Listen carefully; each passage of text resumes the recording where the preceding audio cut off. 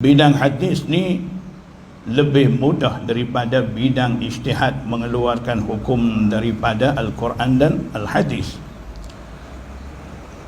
Yang mudah nak menentukan kedudukan hadis pun mereka tak pandai, bergantung kepada Imam Bukhari, Imam Tirmizi, Imam Abu Dawud, Imam Ibnul Jauzi.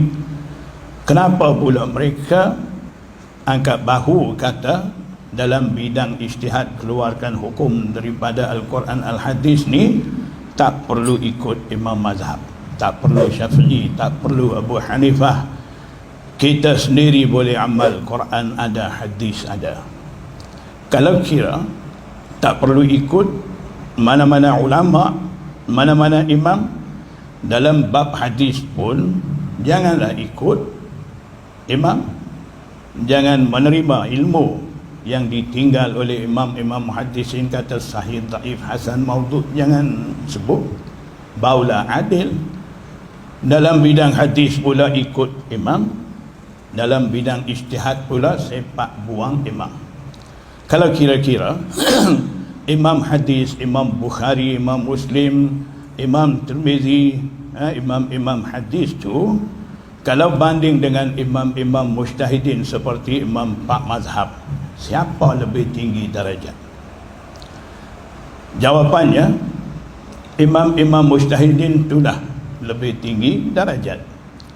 Imam muhaddisin ni kebolehan mereka terhad.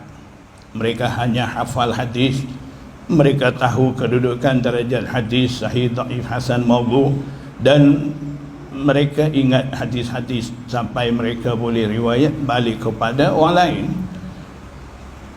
Walaupun mereka tidak mampu mengeluarkan hukum daripada Al-Quran dan Al-Hadis, tidak mengapa. Kira muhaddis, syekhul hadis, kalau dah hafal 100,000 hadis, hafizul hadis. Kalau dah hafal 300,000 hadis sekali dengan sanad, hujjah. Maknanya itu hanya mereka menguasai bidang ilmu hadis dengan cara mereka menghafal hadis dan mengenal darjat kedudukan hadis.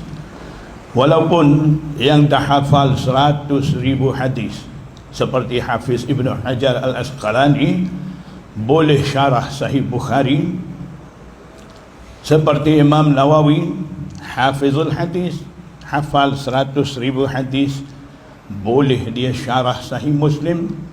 Hafiz Jalaluddin Sayuti hafal 100,000 hadis, pandai tulis tafsir Jalalain.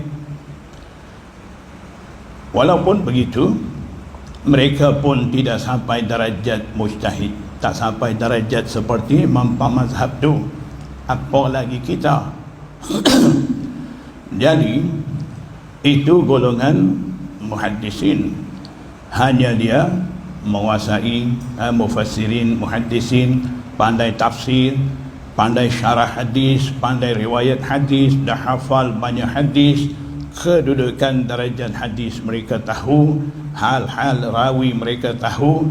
Walaupun begitu, mereka tidak sampai lagi peringkat mujtahid. Yang sampai peringkat mujtahid mutlak itu Imam Pak Mazhab.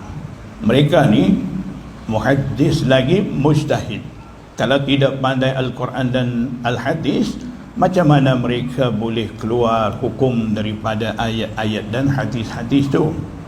Jadi mereka lah lebih memahami Al-Quran dan Al-Hadis. Sebab tu Imam Tirmizi dah tulis dalam kitab Sunan Tirmizi bab mandi mayit, di situ ada tulis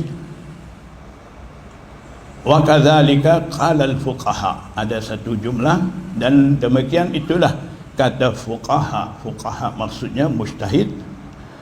Wa hum a'lamu bi ma'anil hadis, mereka lah sedangkan mereka lah lebih mengerti dengan maksud sebenar hadis tu.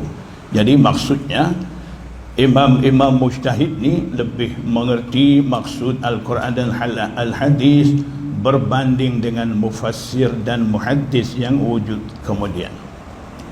Jadi Imam Bukhari katalah dia tu muhaddis dan juga mujtahid sebab dia pandai ijtihad. Seperti mana imam-imam mujtahid tu Allah bagi kebolehan sama dia Tapi walaupun kitab Sahih Bukhari itu masyhur, tapi ikutan dengan ijtihad Imam Bukhari tidak dimakbul di sisi Allah.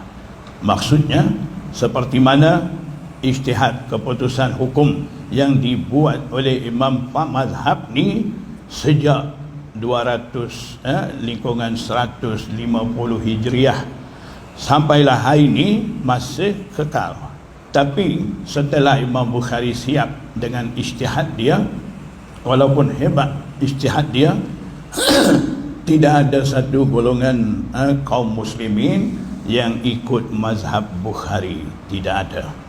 Cuma Sahih Bukhari, hadis-hadis ni sahih, ijtihad Imam Bukhari ni begitu hebat, begitu mendalam, itu kita boleh tahu. Tapi adakah golongan manusia ikut ijtihad Imam Bukhari seperti mana ikut ijtihad Imam Abu Hanifah, Hanafi, ikut ijtihad Imam Syafi'i, jadi golongan ikut mazhab Syafi'i? Adakah atas muka bumi ni mereka yang ikut ijtihad Imam Bukhari, mazhab Bukhari? Tidak ada.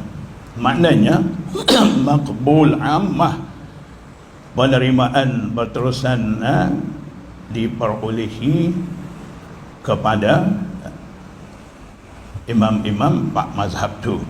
Sampai sekarang ijtihad mereka ni dikagum dan disanjung tinggi. Cuma ada beberapa golongan manusia yang diracuni fikiran mereka oleh musuh-musuh Islam. Mereka bangkit sekarang ni usaha supaya umat Islam ni singkirkan alim ulama dulu, imam-imam mazhab dulu dan mereka mula ajar umat Islam berani kritik dengan alim ulama dulu dan menjadi biadab dengan imam-imam mujtahid.